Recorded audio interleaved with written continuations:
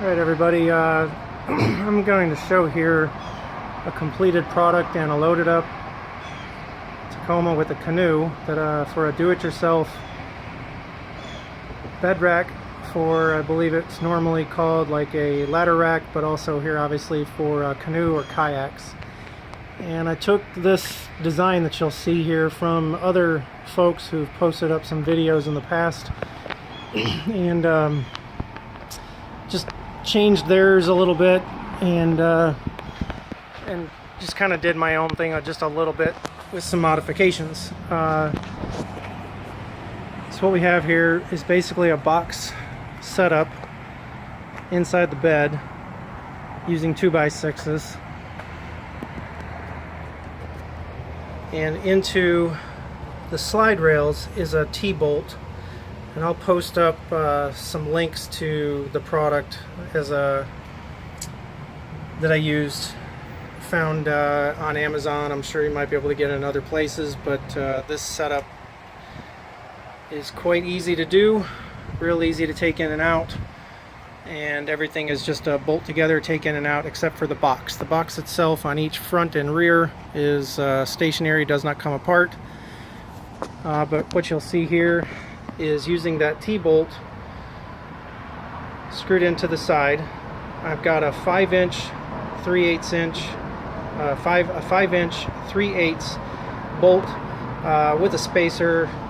You might be able to get away with a 4.5, but I just went with the 5, and I had those spacers left over from something else. And here in the front, same thing. A little difficult to see, I apologize, I got the thing in the way, is a 3/8 inch bolt, 3-inch long, again screwed into those T-nuts. I'll post into the comments of the video all the measurements here of everything cut and ready to go here, but this is, I'm just posting this video as you see, complete, loaded up and everything, as I just got back from 500 miles back and forth, taking this up and down multiple times over a weekend away. And something, again, as I took away from other people's videos, they put these PVC kind of guides up top and wrap them in the insulators, and I found that after taking this on and off numerous times, that insulator just tore all to hell there, and then it allowed the canoe to slide around on top as the vinyl, whatever plastic on the black piece sitting on the PVC, just, you know, 70 miles an hour, just slid all over the place. So what I did was I stopped off at a Walmart and I got one of these gigantic pool noodles, super thick, and put that up there, and it was much more stationary after that. But anyway, so if you're going to put these up here, definitely be guarded of tying things down and all the compression that these insulators simply don't. They just don't seem to have any longevity to that compression. It just basically breaks it all down. Needs something much thicker. So what I'm probably going to do after I finish taking this back off is I'm going to take this PVC back out and get some larger PVC, maybe 1 inch or something like that, that I can just slide the canoe on and off, don't have to worry about that. And then when I'm strapping it down, I'm using the bigger pool noodle for just a cushion up there.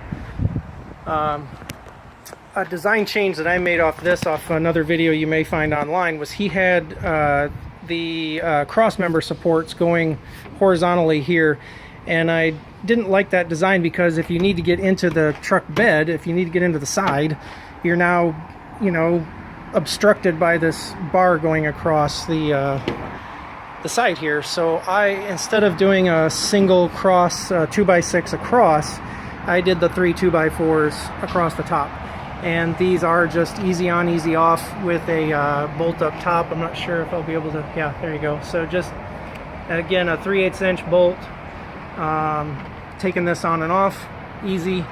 That way the box mechanism is just that. It's just this box put it up in here, put your three supports, and pretty good to go.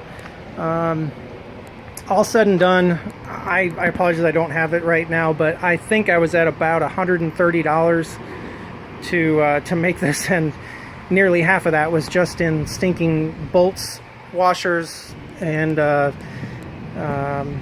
nuts, lock washers. I was really surprised at how expensive all that stuff is. So, but you know, it took me a couple hours of trial and error. I had unfortunately made the front too wide.